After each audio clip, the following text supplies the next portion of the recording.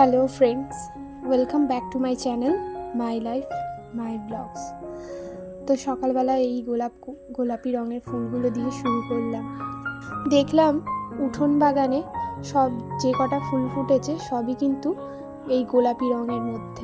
এই দেখো, এই অ্যাডিনিয়াম ফুলটা, আর প্রথমে দেখালাম গোলাপটাও কিন্তু পিঙ্ক কালার ছিল। আর আমাদের অনেক অ্যাডিনিয়াম গাছেই ফুল এসছে, ওগুলো ছাদে রাখা আছে। তো এখন সকালবেলা একটু ফ্রেশ হয়ে সিঁদুরটা পরে নিলাম, এরপরে কিন্তু জোর কদমে রান্নাবান্নার কাজে লেগে পড়বো। আর এখানে আবার আমি চলে এসেছি উঠোন বাগানে। এখানে এই যে তোমাদের দেখিয়েছিলাম না যে কুমড়ো শাকটা, তো আজকে ভেবেছি একটু কুমড়ো শাক রান্না করব, সেই জন্য কুমড়ো শাক কাটতে এসেছি।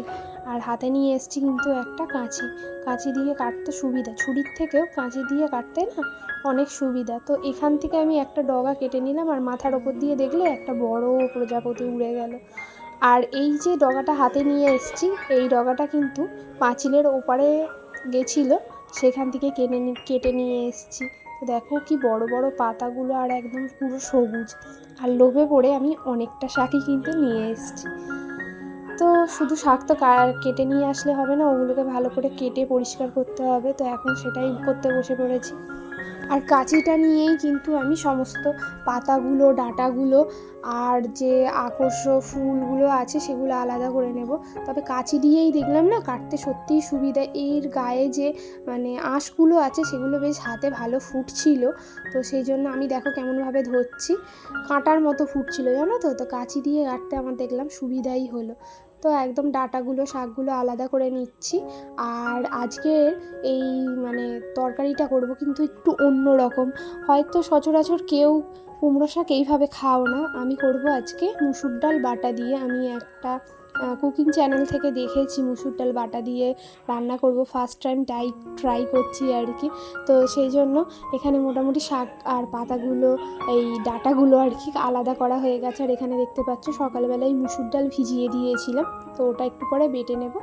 আর এখানে জল দিয়ে ভালো করে একদম পাতাগুলো ডলে ডলে ধুয়ে নিচ্ছে। আর পাতাগুলো কি বড় দেখো। আসলে কি বলো তো, এই সবুজ শাক তো একদম সার বিষহীন শাক দেখে আমি একটা পাতাও ফেলিনি জানো তো। আর এখানে কিছু সবজিও আর কি কেটে নিয়েছি, যেমন কুমড়ো, বেগুন, আলু, আর একটু মনে হয় ঝিঙেও দিয়েছে। আর এই যে দানাগুলো দেখতে পাচ্ছ, এগুলো কাঁঠালের দানা। তো এগুলো আমি ধুয়ে ভালো করে রেখে দিচ্ছি। এই দানা দিয়েও তরকারি হয়, তো একদিন ভেবেছি একটু এই দানাগুলো দিয়ে তরকারি করব। এখন এগুলো একটু জল ঝরিয়ে শুকিয়ে নিচ্ছি। তো যেটা তোমাদের বলছিলাম যে সবুজ পাতা, তো সেই জন্য আমি একটাও পাতা ফেলিনি। আর শাকের পরিমাণটা অনেকটাই বেশি হয়ে গেছিলো। তবে এই তরকারিটাতে একটু শাক কম দিলে ভালো লাগে খেতে। তো আমার এখানে শাকগুলো ধুয়ে, ডাঁটাগুলো ধুয়ে জল ঝরাতে দিয়েছি। ওদিকে কিন্তু আমি ডালটাকেও, মুসুর যে ডালটা ভিজিয়ে রেখেছিলাম সেটাকে এবার মিক্সিতে দিয়ে বেটে নেব। তবে এর মধ্যে কিছু কাঁচা লঙ্কা কুচানো দিয়ে তারপরে বাটবো।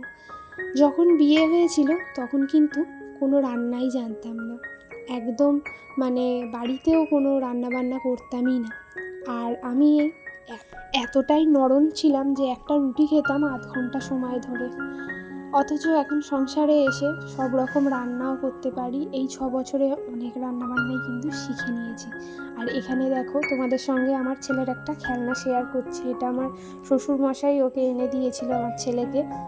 তো এটা দেখো কি সুন্দর ঘুরছে না, মেলাতে যেরকম সেই ব্রেক ডান্স বা যে চেয়ারগুলো হয় না এদিক থেকে ওদিকে ঘোরে, সেরকম পুরো ছেলে বানিয়েছে, ছেলে নিজেই ওটা বানিয়েছে। আর কি সুন্দর ঘুরছিল। তো এখানে আমি মোটামুটি পাতাগুলোকে এবার হাত দিয়েই ছিঁড়ে নিচ্ছি। অনেকে তোমরা যদি পারো বটি দিয়েও কাটতে পারো, তো আমি হাত দিয়েই ছিঁড়ে নিচ্ছি। আর সমস্ত সবজি মোটামুটি ভেজে নিচ্ছি। আর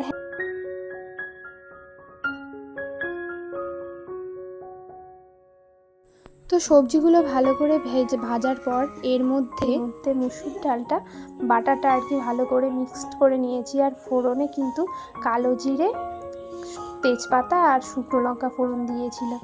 তো এরপর ভালো করে মুসুর ডালটাকে কষিয়ে নিয়ে সবজির সঙ্গে সমস্ত শাকটা দিয়ে দেবো। আর শাকটা দেখো কিন্তু অনেকটাই হয়েছে, তো এরপরে চাপা দিয়ে রাখলে আস্তে আস্তে কমে যাবে।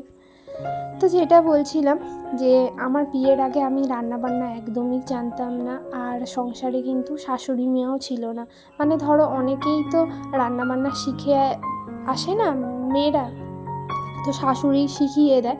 তো আমার সংসারে ছিল দাদা শ্বশুর, দাদা শাশুড়ি, মানে ঠাম্মা শাশুড়ি, আর আমরা 2 স্বামী স্ত্রী প্লাস আমার শ্বশুর মশাই। তো এই 5 জন ছিলাম। তো ঠাম্মা অনেক হেল্প করতো, কিন্তু ঠাম্মারও তো বয়স হয়েছে, তো বেশিরভাগ সময় হেল্প করতে পারতো না।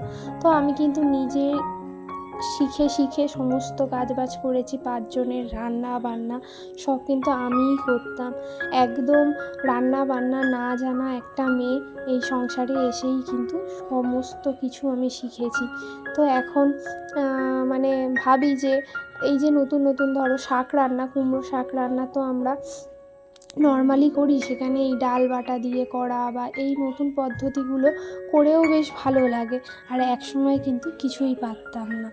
তো আমাদের বাড়ি থেকে কিন্তু বেশ ভয় পেত যে আমি এত নড়ন কী করে এই এতজনের সংসারে গিয়ে, যেখানে শাশুড়িও নেই, কী করে আমি সবটা ম্যানেজ করবো আর কি। ওরা কিন্তু বেশ ভয়ই পেত কী করব এই ভেবে। আর সবথেকে বড় কথা কী বলো তো, এই যে রান্নাঘরটা দেখতে পেলে, এখানে কিন্তু আমি রান্না করতাম না বিয়ের পরে। বিয়ের পরে রান্না করতাম আমার আগের মানে পুকুরের ওপারে যে আসল বাড়ি আছে শ্বশুর বাড়ি, ওখানে গিয়ে রান্না করতে হতো এই নতুন বাড়ি থেকে গিয়ে। এই রান্নাঘরটা হয়েছে তোজো হওয়ার পরে। তো সবটা ম্যানেজ করতে করতে মোটামুটি এখন পাকাপোক্ত অনেকটাই হয়েছি, তবুও এখনও অনেক ভুল ভ্রান্তি হয়। তো আশা করি সংসারে থাকতে থাকতে সবটাই শিখে যাব।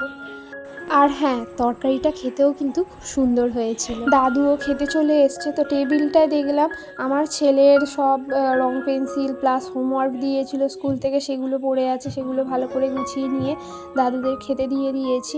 আর এদিকে যে সোফার কভারটা শুকিয়ে গেছিলো নিয়ে এসছি, তো সেটা ভালো করে সোফাতে পরিয়ে দিচ্ছি, আর সোফাটাও ভালো করে ঝেড়ে পরিষ্কার করে নিলাম।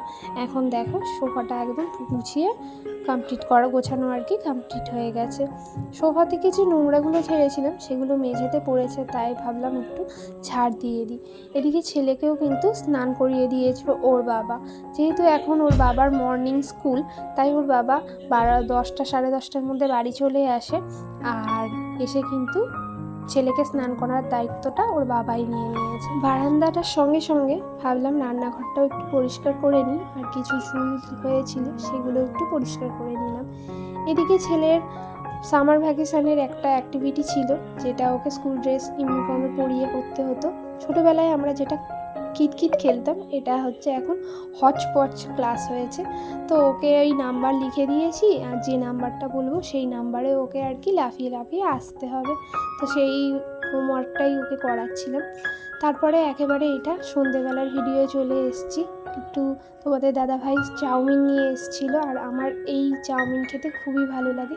তো চলো, সবার জন্য বেড়ে নিয়েছি। আর আজকের ভিডিওটা এই পর্যন্তই। টাটা। তোমরা সবাই ভালো থাকবে, সুস্থ থাকবে। আর